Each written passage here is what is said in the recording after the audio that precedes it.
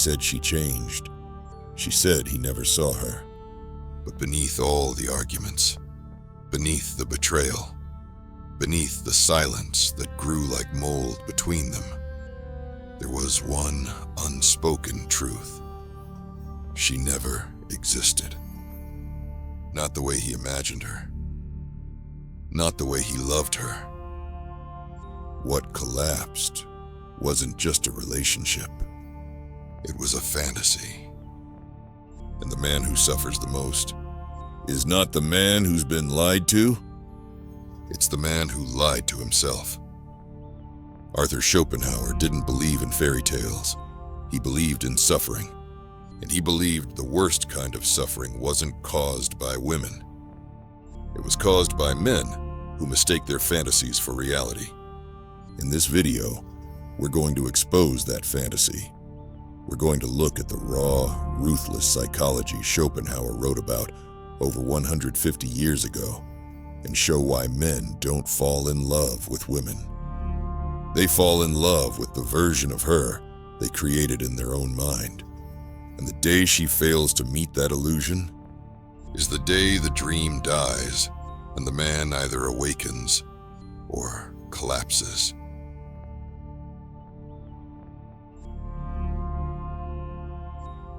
The architect of illusion, how men build their own cages. Arthur Schopenhauer didn't romanticize life. He saw it as a trap, a ceaseless, unconscious repetition of desire, disappointment, and despair. He called it the will to life, the blind biological force that drives every living thing toward reproduction. And in Schopenhauer's world, love wasn't sacred. It was a deception of nature. Love is an illusion, he wrote. Its aim is reproduction. Nature hides its real purpose behind a veil of beauty, poetry, and tenderness. And no one falls harder for that illusion than men. Why? Because we want to believe. We want to believe she's different, that she completes us, that she understands us, that her love will save us from the emptiness we don't want to admit we feel. And so we build it, the fantasy, the ideal, the cage. We sculpt her image in our heads, not based on who she is, but on what we need her to be. We project loyalty where there is only attention. We project depth where there is only novelty. We project salvation where there is only chemistry. Freud would later say, we fall in love not with the person, but with the image that solves our inner conflict. Men don't fall for women.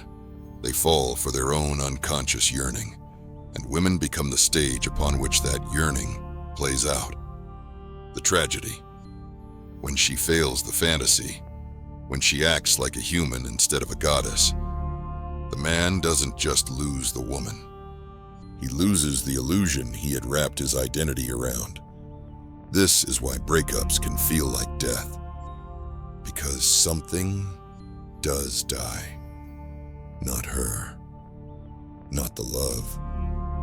But the part of him that still believed in fairy tales. And until he confronts that architect within, he will keep rebuilding the same illusion in a new body. Again. And again.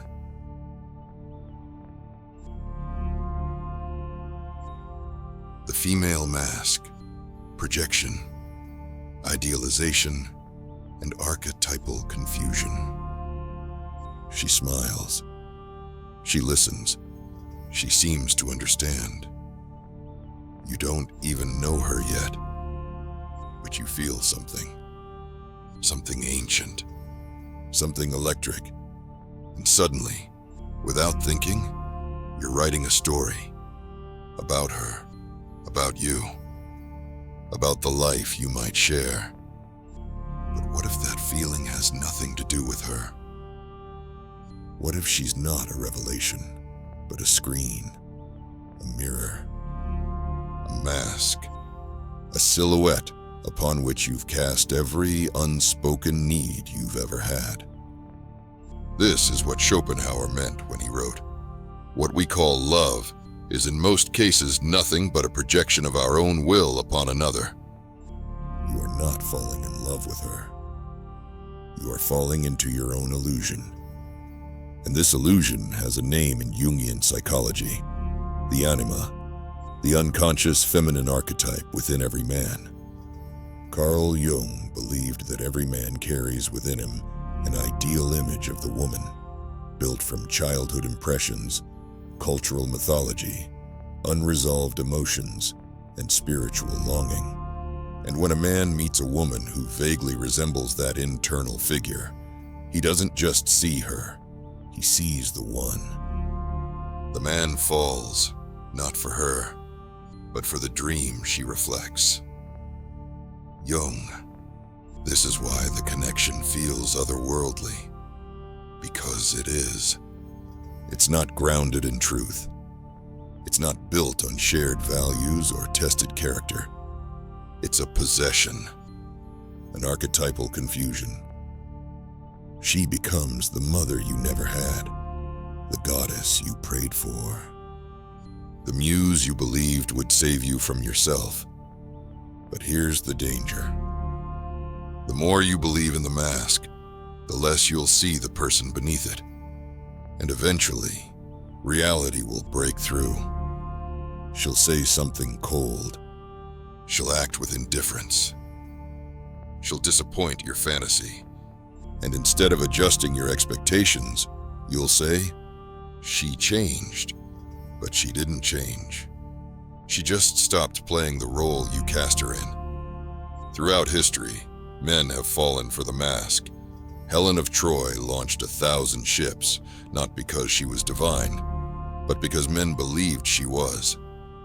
Cleopatra seduced emperors, not with magic, but with mastery over male illusion. Mata Hari, the exotic dancer turned spy, became every soldier's fantasy, before betraying the very governments that loved her. These weren't enchantresses. They were mirrors, reflecting back the desires of men who never questioned their own hunger. And you? Are you any different? Do you see her clearly? Or do you see your need? You're entangled with a part of yourself you've never confronted.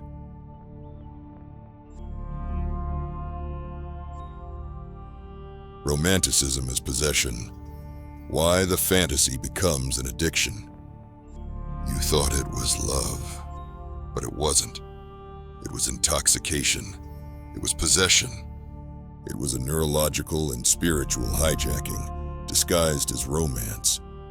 Because when a man idealizes a woman, when he projects his anima, his hunger, his unloved boyhood onto her, he doesn't just want her, he needs her. And need is not love. It's addiction. Schopenhauer saw this with chilling clarity. The will disguises itself in the form of love to carry out its only real aim, reproduction. The individual is deceived, while the species prevails. In other words, the fantasy isn't for your happiness. It's for nature's continuation. You feel like you found the one.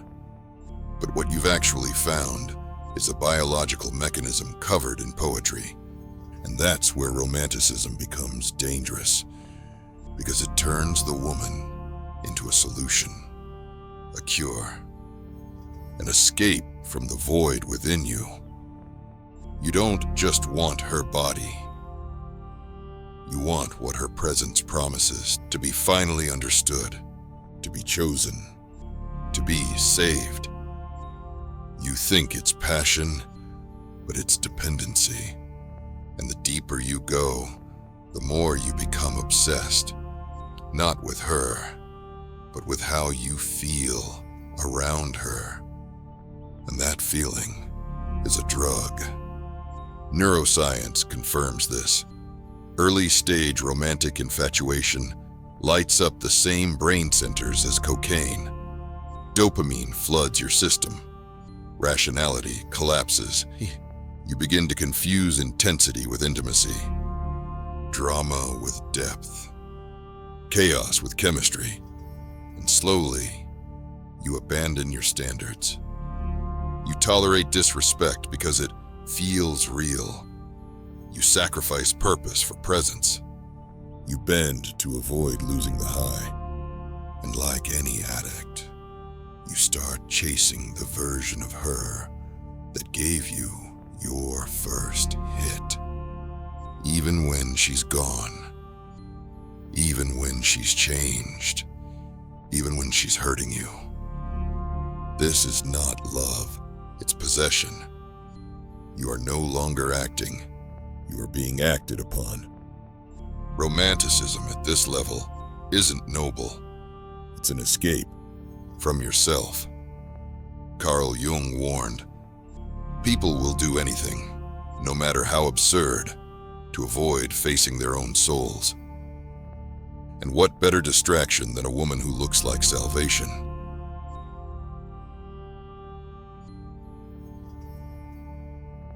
The collapse. When the dream woman breaks the frame, she doesn't scream. She doesn't cheat. She doesn't even walk away. She just becomes ordinary. And that's what shatters you. Not betrayal. Not violence. But the slow, unavoidable realization that the woman you worshipped was never what you thought she was. This is the collapse. And for a man, it's not just painful. It's existential. Schopenhauer didn't write about heartbreak as a matter of failed compatibility. He wrote about it as a philosophical awakening. In love, he said, we are deceived in order to serve nature's will. And when the illusion fades, what remains is often contempt. That word, contempt, is the beginning of the collapse. You see her flaws. You see her limitations. You see her need for control, for chaos, for drama. But worse, you see yourself. The man who surrendered his purpose to her presence. The man who confused emotional highs for intimacy. The man who ignored every red flag because it felt real. And now that the spell is broken, you have nothing left. Because your identity was built on a dream. You weren't loving her. You were trying to possess what was never yours to begin with. Modern culture doesn't help. It feeds you songs about soulmates, movies about destiny, porn that turns women into symbols of endless validation. It trains you to crave the illusion and call it love. So when she stops playing her role, when she becomes real, when she resists the fantasy, you don't know what to do. You either spiral into rage or you implode into silence. And here's the real danger. Most men don't rebuild after the collapse. They just replace the mask. New woman, same fantasy. He repeats the cycle, chasing intensity, mistaking chaos for chemistry, crafting a new illusion from the ashes of the last. But the man who pauses, the man who doesn't run, he sees it. It wasn't her that broke me. It was the lie I clung to with both hands.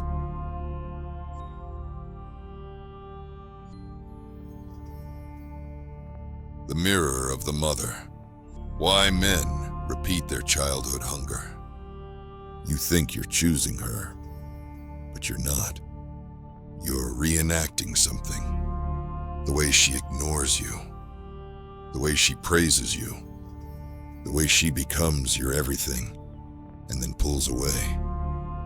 It's familiar. Too familiar. Freud called it repetition compulsion. The unconscious drive to recreate unresolved childhood pain in adult relationships, hoping this time it will end differently. But it never never does. Because you're not seeing her. You're seeing the mother you lost, or never fully had. You think you're loving a woman. You're actually trying to finish a story that was written long before she arrived. Schopenhauer believed that all desire is rooted in lack, and that lack begins before memory. He wrote, "The mother is the first trap, the first wound disguised as nourishment. She fed you. She withheld from you. She praised you. She judged you. And deep in your subconscious, you equated love with need, and need with pain. So now, as a man, you find women who mirror that same pattern, hot and cold, chaotic and comforting, worshipped and withdrawn, and you think you're chasing love. But what you're actually chasing is the chance to finally feel safe in a story that never gave you safety. Kierkegaard warned, most men pursue pleasure to the point of pain, and the pain isn't from her. It's from the little boy still sitting in the shadow, still waiting to be seen. The fantasy isn't sexual, it's maternal. That's why you collapse when she leaves, not because you lost her, but because you lost the illusion of reunion. But no woman can mother the boy and respect the man at the same time. She will do one, never both. And when you demand both, she recoils, because she feels your neediness, your regression, your hunger to be completed. And it kills polarity, it kills desire, it kills the relationship. Not because she's cruel, but because you handed her a role she never agreed to play. And unless you face this hunger in yourself, you will keep calling women confusing, when really, they're just refusing to mother you.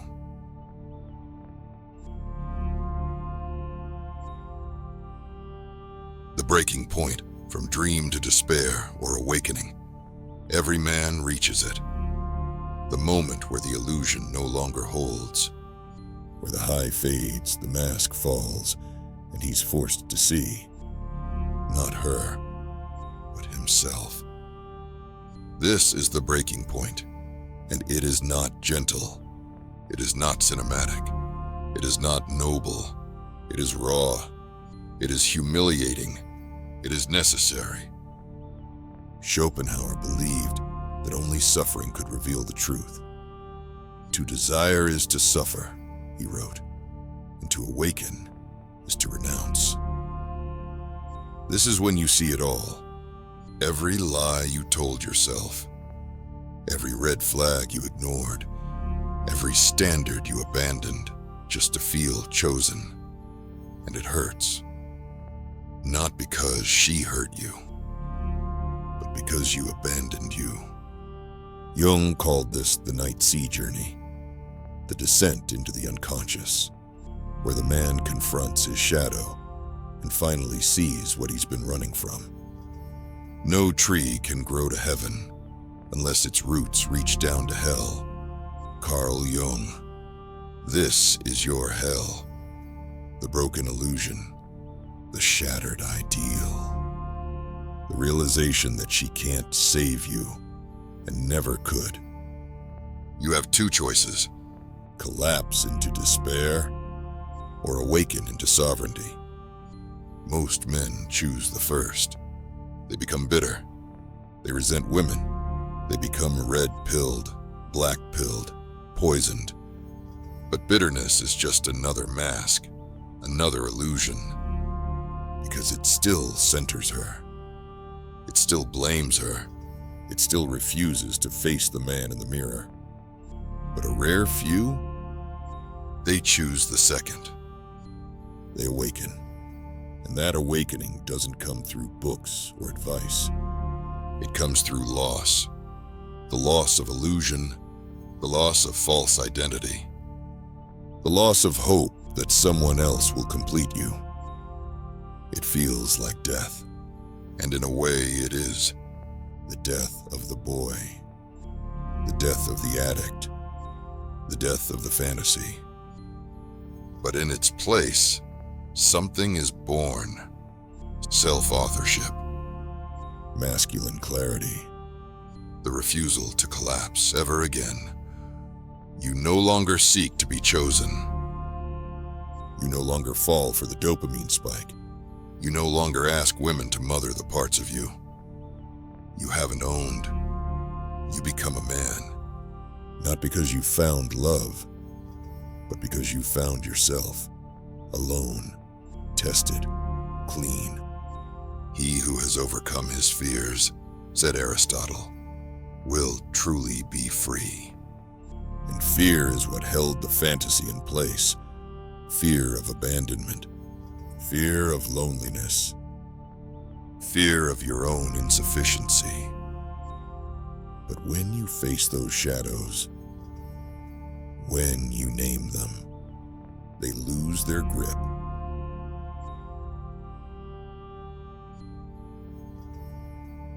Choosing reality, the end of the fantasy and the rise of standard. The illusion is gone. The fantasy has collapsed. You're not chasing her anymore. You're not chasing you in her anymore. So what now? Now you choose reality. Not because it's easy, but because it's the only place you can build from. Schopenhauer wrote, "The greatest achievement is to endure the truth of existence without illusion." And for a man, that truth begins with standards. Not preferences, not lists, but internal laws that do not bend for beauty, drama, or desire. This is where the boy dies, and the ruler rises, because the awakened man no longer selects women based on chemistry. He evaluates based on alignment. She either respects his mission, honors his boundaries, supports his clarity, or she doesn't. Nietzsche said, "He who has a why to live can bear almost any how, and your why cannot be her. It must be you, your frame, your direction, your vision." The woman may walk beside it. She may complement it, but she will never define it. Because the man who allows a woman to define his path will find himself walking hers. You are not looking for salvation. You are not building fairy tales. You are building kingdoms. So how does a man choose in reality? He asks, can she hold emotional tension without chaos? Does she uplift or drain your direction? Is she loyal to the vision or loyal only to how you make her feel? Will she follow when leadership is uncomfortable? These are not red pill games. These are tests of character. Because reality doesn't reward the most loving man. It rewards the man who refuses to betray his standard. And if she can't walk with that standard, you do not collapse. You do not rage. You simply let her go. But the goal isn't to isolate. It's to integrate. To bring that clarity into your life, your relationships, your world. Solitude is not the absence of love, said Paulo Coelho. It's its complement. When you hold your standard in solitude, you become magnetic in presence. And the woman who aligns with that presence will not demand your collapse. She will be grateful for your center.